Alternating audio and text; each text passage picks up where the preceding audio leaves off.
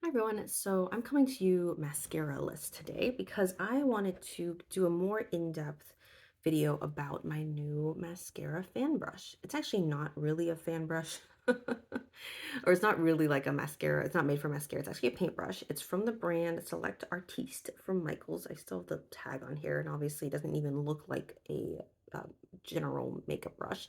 But I mean, it's super well built, and it was like $4, maybe $3 with the coupon I used from Michaels. It's called the Petite Fan, and I am really happy with it. I bought it alongside another paintbrush here that's called the Oval Mop.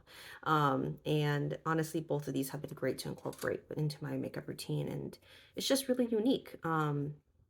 And so I feel like if you're someone who has kind of a difficult eye shape, or like an eye shape that doesn't typically fit into eyeshadow brushes, that maybe using paintbrushes could be a good option, just because they come in such a wide range of sizes and shapes and things like that. So this one is really cool. I think the ones that are actually made for like makeup, or like made, that's labeled as made for makeup and for mascara. There's a few different kinds. I think sometimes it's bent, and then also sometimes it's made so that it is uneven. So they like cut off little bits and hairs, and so that it can apparently give it a more natural effect. But I think it still does fine, even with this kind of more flat cut shape here. Sorry, it's like the same color as my hand. I feel like if maybe I held it up against my shirt or something, it would be easier to look at. Um, all right, so I wanted to show you first. I'm going to curl my eyelashes, which I typically do by using this, and I always sanitize because God knows how many styes I've gotten by not sanitizing properly, and the stress and all that stuff. But let's curl my eyelashes first, so you can see just how much of a difference it makes. It's not all just the fan brush.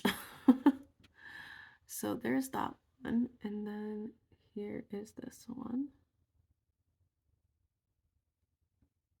I wonder if it'd be interesting for you guys to see what it looks like between like a traditional mascara brush on one side and then the fan brush on the other. Maybe I'll do that. All right, so you can see a little bit of a difference there, maybe more on one eye than the other, and that tends to happen.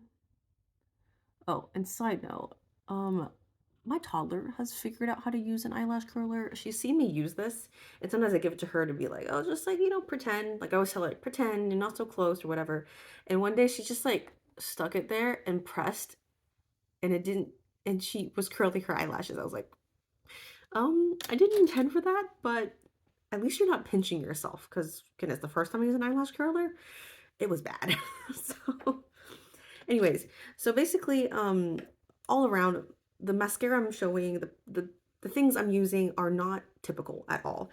First of all, I decanted a bit of mascara into this empty mascara tube here, and it looks really empty and a lot of windowing because I just barely put anything, because honestly, I'm using barely any mascara product to begin with. So, so I'm just gonna put some on the brush here. And as you can see, it's more or less loaded up. I don't think it's as like clumpy or as heavy as like a traditional one, but I think for the purposes of this demo, it will work. So I'm going to do the mascara on this side. And I think it does an okay job with this brush, just because there's not like a ton of product on it. That helps already, which I was already doing. I was already like wiping off the mascara um one before even like putting it onto my eyelashes, so that helped. So there's definitely like an ease of application with this, right? Um, but I think there's something about it looking even more natural with the mascara fan brush.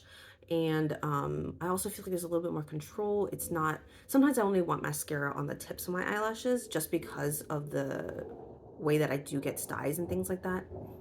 Wow, there's a loud airplane going by right now, like very loud. Okay, we live kind of close to like a small airport that has air shows. I didn't expect one this early in the year. Anyways, um, and so yeah, so right now, actually, I haven't applied mascara like that in a while, and it just feels heavy. It feels like there's a ton of product at the base of my eyelashes, and yeah, there's like a little bit at the tips, but I honestly want most of the product on the tips. So what I do is I basically take the mascara wand and I load it up. As you can see here, the product is transferring on there. And let me put this back in. And then I've been finding that this is actually the best way. Sorry for the angle, you guys. Watch that be my phenomenal like. But I find that this angle is actually the best. I know some people push up, which you can try. Like if you ever do this, like test it out, do the different methods, try out all the different positions and options and formulas. But since I just want it on the tips, like doing it like this honestly helps the best. Wow, I can't believe I'm filming myself like this and putting it up on the internet. Hi guys. So that's that. Actually, I'm impressed I can smile while putting on mascara. Some people have like the weirdest faces, right? All right, so as you can see there, that looks really nice and natural and honestly doesn't feel that heavy. Like this side, oh God, that's probably because I was doing it in the viewfinder and like not, but I have mascara all over my eyelids right now.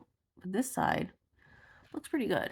Yes, it looks super natural, like it's supposed to be, and that's the effect I'm going for. And you can build up, so you can like do multiple layers with this. I also have a little bit of brush cleanser on standby because I'm using waterproof mascara, so I need to clean this brush quickly. And both good and bad, because this brush is white, you can tell when the mascara is caked on there or not. So thankfully, I was able to clean this off pretty easy. But yes, I have to do it promptly, so don't let that sit around. I think that's the main reason why, like you dip things in and out of the mascara tube because it doesn't get dried out. But yeah, mascara dries. So just word of caution, like don't leave this just hanging around or have a really, really good brush cleanser on standby. And I really like the MAC one. So that's pretty much that. As you can see, this eye, I mean, it was messy. It was a messy application for me, but this eye, I really enjoy the effect of that a lot more. Again, it's not dramatic, but I think it does what I'm needed to do, and I find that I have some control. I find that it's really fun at the same time, to kind of have that extra sense of control. I could even see myself mixing, or not myself, but I could see other people mixing it in with like other pigments, or if you wanted to to make like a colored mascara or something, that it has the flexibility to do that because you have your own essentially mascara wand and it's not going back into another tube, and you can basically like concoct something that you want to use. If you want to, and I feel like some trend is like to put like foundation on your eyelashes maybe, or like some kind of eyelash primer, or even if you want to do like an eyelash like growth serum or something, and like this could be an option if you want to do a few drops of like castor oil or some of the other things like that I see are out there. I'm just kind of rambling things off the top of my head, really, but um, I just love it when I discover something that is so versatile and I think is very promising, and I wish was more mainstream and was used by more people. Maybe makeup artists do use it, but I definitely wanted to mention that this is an option for the average consumer as well. And if you do opt for just like, ones that are marketed for mascara, like those are only a few bucks on Amazon. Quality, questionable, but you know what? I'm all about experimenting. So even just getting the idea of the shape and then kind of understanding it from there, if it works for you or not, you're only a few bucks out. And honestly, 3, 4 bucks for me, this was a win for me. So I hope you enjoyed watching this video. I know this is kind of a weird one, and one that, a lot of people, you probably don't have this type of brush in your arsenal right now, but I just wanted to at least make you aware that this is an option and that this is something that you can do to get more natural lashes with your mascara, just because I find that a lot of the mascaras now are just like honestly way too bulky on, or like there's way too much bulk on the wand, and the stoppers just aren't like stripping enough of that product off. And I think something like this allows me to really control the amount of product that I'm using and actually use less.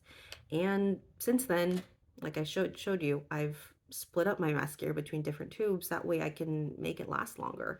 At least that's the hope. We'll see how it goes. So I'll update you guys along the way, but I feel enough confidence in my use of the mascara fan brush to show you how I use it. So thanks so much for watching, and I hope to see you in my next video.